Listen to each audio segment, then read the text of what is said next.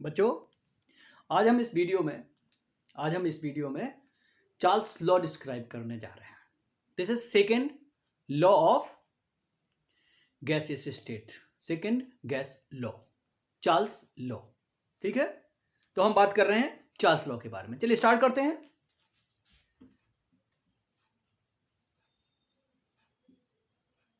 Charles law, okay, it was given by Jacques Charles.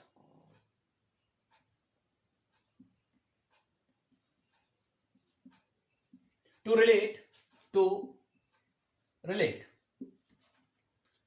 volume of a fixed amount of a gas at constant pressure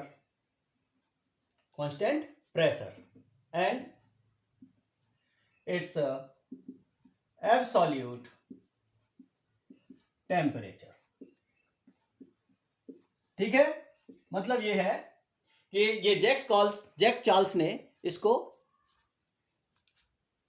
develop दिया है इसने। ठीक है, काहे के लिए? To relate volume of a fixed amount of gas, यानी volume and its absolute temperature, और कंडीशन क्या होगी? At constant pressure. ठीक है, अब हम बात करते हैं इसके स्टेटमेंट की। तो जो पहले हम इनिशियल स्टेटमेंट के बारे में बात करते हैं। स्टेटमेंट क्या है? Eight constant pressure volume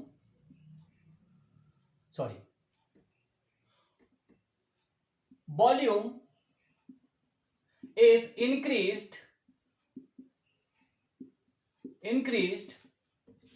or decreased by 1/273th part of its volume at 0 degrees Celsius or 273 Kelvin temperature. थोड़ा सा और आगे है, ऑन इंक्रीजिंग और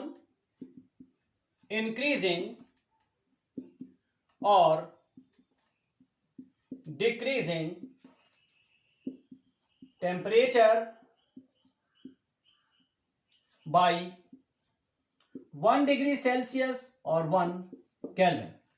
मतलब अगर हम कांस्टेंट प्रेशर पर स्टडी करें किसी गैस के सैंपल को, तो वॉल्यूम इज इंक्रीज और decrease by 1/270th part of its volume at 0 degree Celsius और 273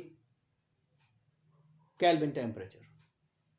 ऑन इंक्रीजिंग और decreasing temperature by 1 degree Celsius और 1 केल्विन, यानी 1 डिग्री सेल्सियस और 1 केल्विन टेम्परेचर इंक्रीज करेंगे तो वॉल्यूम इंक्रीज होगा कितना? 1/270th part of volume at 0 degree Celsius. और अगर डिक्रीज कर देंगे तो वॉल्यूम डिक्रीज हो जाएगा। यह है इनिशियल स्टेटमेंट किसका? चार्ल्स लॉ का। ठीक है, चलिए हम बात कर लेते हैं आगे। क्या बात करते हैं?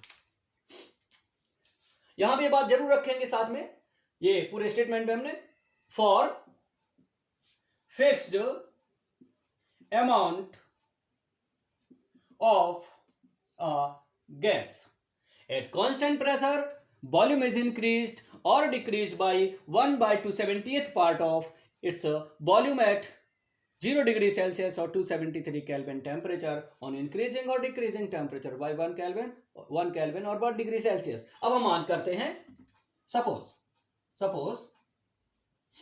volume of a fixed amount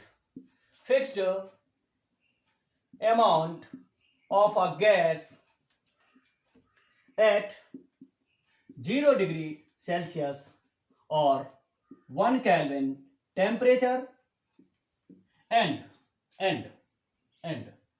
constant pressure is V0. Volume of a fixed amount of a gas at 0 degree Celsius or 1 Kelvin temperature and constant pressure is V0. ठीक है, तो हम एक बात करते हैं, काम करते हैं। तो then at 1 degree Celsius volume कितना होगा, एट 2 डिग्री सेल्सियस वॉल्यूम कितना होगा, एट 3 डिग्री सेल्सियस वॉल्यूम कितना होगा। So at 3 degree Celsius volume कितना होगा, ये हम कैलकुलेट करते हैं। At 1 degree Celsius, 1 degree Celsius increase करेंगे, मतलब 1 डिग्री सेल्सियस है, 0 पे है V0, तो 1 डिग्री वॉल्यूम कितना हो जाएगा, V0 तो है ही है, प्लस V0 इंटू 1/273 होगा। अब अगर हम बात करें 2 डिग्री सेल्सियस पे, तो V0 तो उसका शुरुआत में था ही, कितना हो जाएगा 2/273। अगर हम बात 3 डिग्री सेल्सियस पे बात करें तो वॉल्यूम कितना हो जाएगा, V0 plus V0 into 3/273। Similarly at 3 degree Celsius हम वॉल्यूम के बारे में बात कर दें, तो कितना हो जाएगा, V0 plus V0 into T/273। ये बात याद रखिए आप। 1 डिग्री 1/273 पार्ट हो जाएगा, 2 डिग्री में जस्ट डबल इंक्रीज हो जाएगा, 3 डिग्री में जस्ट ट्रिपल हो जाएगा, T डिग्री में 3 टाइम्स इंक्रीज हो जाएगा। ठीक है, हम आगे बढ़ते हैं। अब देखिए ये आ गया volume at T degree Celsius, volume at T degree Celsius. If volume at T degree Celsius is V, then we can write V is equal to V0 common निकाल दीजिए, तो ये आ जाएगा 1 प्लस T/273। थोड़ा सा और हम सॉल्व कर दें तो ये आ जाएगा V equal to V0 into 273 plus T/273 हो जाएगा ना। इसको सॉल्व करिए तो ये आ जाएगा। अब हम इस इक्वेशन पर हम बात करते हैं, इसमें हम थोड़ा सा टेम्परेचर के टर्म्स को डिस्क्राइब कर लेते हैं। हमने देखा ये कितना है, T क्या है, temperature in degree Celsius, T is temperature in degree Celsius. So 273 plus T is equal to T kelvin हो जाएगा। 273 ये केल्विन कितना हो जाएगा, T0। ठीक है, ये हो जाएगा केल्विन में, बिकॉज डिग्री सेल्सियस में 273 ऐड करोगे तो काहे में कन्वर्ट हो जाएगा, सेल्सियस में। और ये 273 कैसे, इसको हम क्या लिख सकते हैं, 273 plus 0 equal to 273 kelvin. 0 degree Celsius उसमें ऐड कर दो 273 तो बन जाएगा ये। अब देखो यहां पे, तो अब हम यहां पे लिख सकते हैं क्या, 273 प्लस T को T और 273 को लिख सकते हैं T0। सो क्या हो जाना है, V is equal to V0 into T/T0। थोड़ा सा मैनेज कर लेते हैं, थोड़ा सा मैनेज करेंगे तो ये आ जाएगा V/T इक्वल टू V0/T0 है ना। अब देखिए V0 क्या है, कांस्टेंट है, T0 क्या है, कांस्टेंट है। V0 since V0 and T0 are constants, ये बात तो क्लियर है ना। तो V0/T0 क्या हो जाएगा, कांस्टेंट K हो गया। तो हम लिख सकते हैं V/T इक्वल टू K, और भी आगे लिख सकते हैं V is directly proportional to T। फिर से देख लेते हैं, हमने स्टेटमेंट पढ़ा क्या, ऑन इंक्रीजिंग और decreasing temperature by 1 degree Celsius volume is increase और decreased by 1/270th part of the volume at 0 degree Celsius. तो देखिए अगर हमने कहा 0 डिग्री सेल्सियस पे वॉल्यूम कितना है, V0 है, तो 1 डिग्री सेल्सियस पे कितना हो जाएगा, V0 का 1/273 ऐड हो जाएगा, इंक्रीज हो जाएगा। 2 डिग्री पे डबल इंक्रीज हो जाएगा, 3 डिग्री पे ऑड, और T डिग्री पे तो ये इंक्रीज हो जाएगा। अब तो इसको आगे हम लेकर चलते हैं। अगर हम ये कहें कि at T degree Celsius temperature जो वॉल्यूम है T degree Celsius that is V, तो हम लिख सकते हैं V equal to V0 1 plus T/273। इसको सॉल्व किए तो आ गया ये, और 273 प्लस T इसको हम लिख सकते हैं क्या, इसको हम लिख सकते हैं T केल्विन, और 273 को लिख सकते हैं, इसको लिख सकते हैं T0 केल्विन। T0 केल्विन, इसको हटा देते हैं। अब ये दोनों के दोनों वैल्यू इसमें डाल दीजिए तो ये बन गया आपका ये, है ना, V equal to V0 T/T0। इसको और एडजस्ट किया, V0 T0 को साथ साथ कर दिया, V और T को साथ साथ कर दिया। क्यों, ये एक कंडीशन है, ये दूसरी कंडीशन है। तो अब ये हमें और याद करके रखना है ना, ये तो बहुत अच्छे से कि V0 T0 क्या है, कांस्टेंट है। अब जब V0 और T0 कांस्टेंट हैं तो उनका रेशियो क्या होना है, उनका रेशियो भी कांस्टेंट होना है। अब ये रेशियो कांस्टेंट हो गया, जब रेशियो कांस्टेंट हो गया तो हम लिख सकते हैं V/T इक्वल टू K, और V/T इक्वल टू K, तो V is directly proportional to T। हम इसको डायरेक्ट लिख दिया हमने, इसको हम ऐसे भी लिख सकते हैं ना, V equal to K into T means V is directly proportional to T sign, sorry constant और प्रोपोर्शनैलिटी हटा दिए। तो अब हम क्या करेंगे, अब हम इसको लैंग्वेज के फॉर्म में एक और दूसरा स्टेटमेंट दे रहे हैं, और वो स्टेटमेंट क्या होगा, एट कांस्टेंट प्रेशर,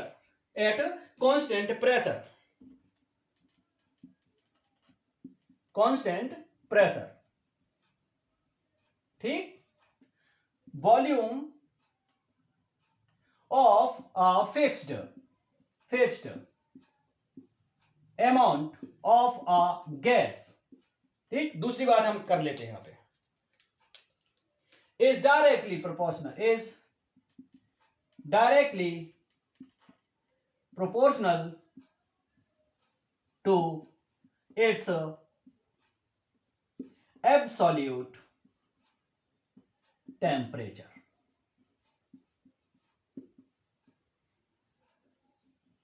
ये हो गया आपका another statement for Charles law, another statement of Charles law। क्या हो गया यहां से, देखिए V is directly proportional to T, V is directly proportional to T, तो हम क्या कह सकते हैं, at a constant pressure for volume of a fixed amount of a gas, volume of a fixed amount of a gas is directly proportional to its absolute temperature, means V is directly proportional to T।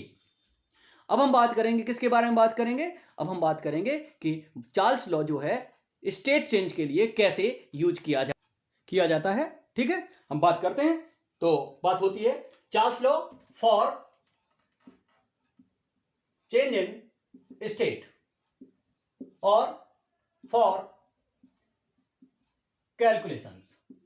Charles law कैसे use करते हैं, तो देखिए according to Charles law V/T is equal to K for a fixed amount of a gas at constant pressure, है ना, ये होता है चार्ल्स लॉ, ये तो होता ही है V/T equal to K for a fixed amount of a gas at constant pressure, ये बात फिक्स है। अब हम बात करते हैं initially volume is V1, temperature is T1 at constant pressure for a fixed amount of gas। ये बात पहले से हम फिक्स करते हैं, इनिशियली V1/T1, तो क्या हो जाएगा according to Charles law V1/T1 equal to K। अब हमने क्या किया, फाइनली हम पहुंचे कहां पे हैं, हमने टेम्परेचर चेंज करके कर दिया T2, तो वॉल्यूम चेंज हो गया है, वो हो गया V2, तो यहां पे चार्ल्स लॉ लगेगा तो ये हो जाएगा V2/T2 is equal to K, है ना। क्यों, क्योंकि चार्ल्स लॉ तो हमें पहले से पता है ना, फॉर चेंज इन स्टेट की बात करें V/T is equal to K for a fixed amount of a gas at constant pressure. अब हमने बात करी कि एट कांस्टेंट प्रेशर हम बात करते हैं eight constant pressure, for fixed amount of a gas. Initially volume is V1, temperature is T1, so V1 upon T1 equal to K. At finally हमने क्या किया, T1 से टेम्परेचर को T2 चेंज कर दिया तो वॉल्यूम हो गया V2. तो ये हो गया. अब इन दोनों इक्वेशन, दोनों रिलेशंस को, इसको और इसको मिला दे तो ये आ जाएगा V1 upon T1 equal to V2 upon T2. ये इक्वेशन हम यूज करते हैं, ये इक्वेशन हम यूज करते हैं कहां पे, कैलकुलेशंस में, यानी चेंज इन स्टेट के लिए. ठीक है.